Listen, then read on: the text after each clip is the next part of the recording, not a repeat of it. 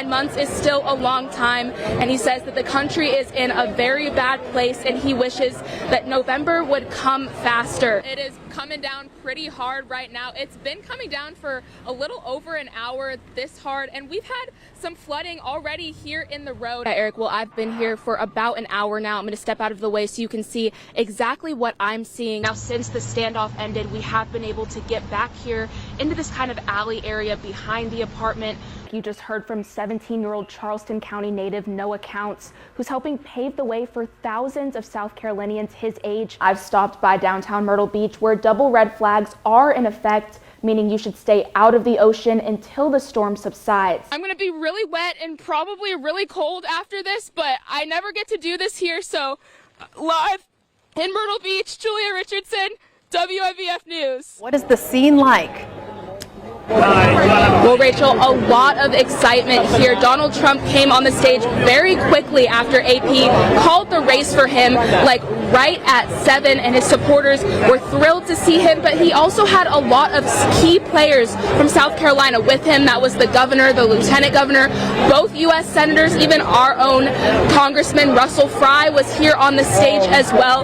But Donald Trump said this is a big sign of unity for the Republican Party. He said that the Republican Party has not been unified in a long time, and he also said that there's still a lot of work to be done. He is grateful for South Carolina and the work that they have put in here, but he wants to look forward to Michigan and to Super Tuesday. What was your reaction? I immediately started crying. We've been here 11 years. My children grew up in here. We worked our butts off to get where we're at, and for us just to be put on that, to be knocked down, that's terrifying. It's scary. Stephanie Massey owns Noah's Ark Baby Shop along Highway 17 South, a venture she tells me she's used over the past decade to look out for others. Hi, how you doing? We're here for the community, not just us. We're here, we want to be able to clothe all of our neighbors. We have a huge donation bin out back. That's for the community.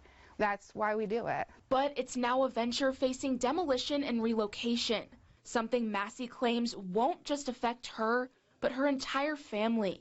Yes, we might be 5 years out, but that's every day we got to think about we might be uprooted and have to move somewhere else. There's no doubt that new highway, new infrastructure is going to impact people's lives and make things inconvenient. It's an unfortunate reality of growth. William Goldfinch, who served as vice chair on the Ride 4 committee, tells me his peers tried their hardest to make sure their projects displaced as few people and businesses as possible. It's not just a land transaction. I mean, that's where someone's family member grew up. It's sentimental, it's important. Goldfinch admits he knows it's not a perfect situation, but believes the projects are essential to support the county's growth. And while Massey says she understands and supports people coming to the area, she's not ready to let go of her livelihood just yet. There's no price that anybody could pay me to want to leave or go anywhere else. Goldfinch says although he doesn't know an exact timeline, he promises businesses and homeowners impacted by Ride 4 will have plenty of notice if they have to move. Live in the studio, Julia Richardson, WMBF News. Right now about both that woman and also her alleged involvement in that blaze. Eric, Rachel, the South Carolina Forestry Commission booked 40-year-old Alexandra Bielozzo yesterday, claiming she's to blame for sparking what is now the Carolina forest wildfire. We've learned she faces up to 60 days in prison and a $400 fine if convicted, a sentence one state lawmaker claims is simply not sufficient.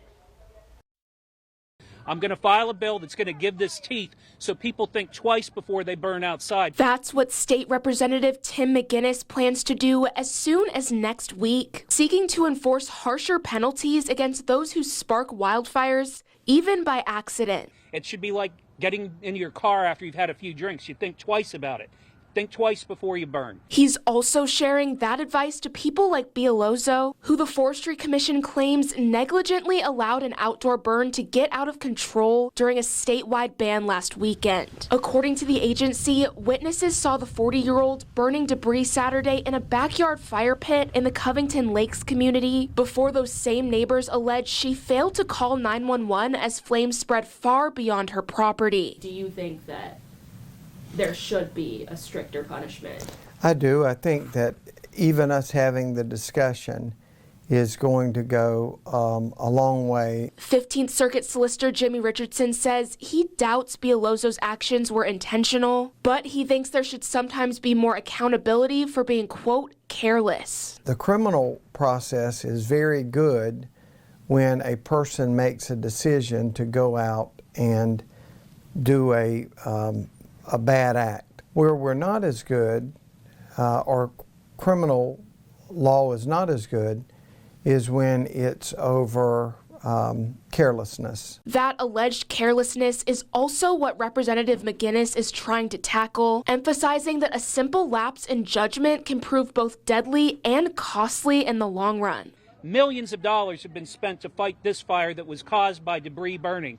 At least that's what the indication is. A records show Bielozzo left jail today on a $10,000 bond, but we're still working to learn exactly when she's due back in court. Reporting live in the control room, Julia Richardson, WMBF News.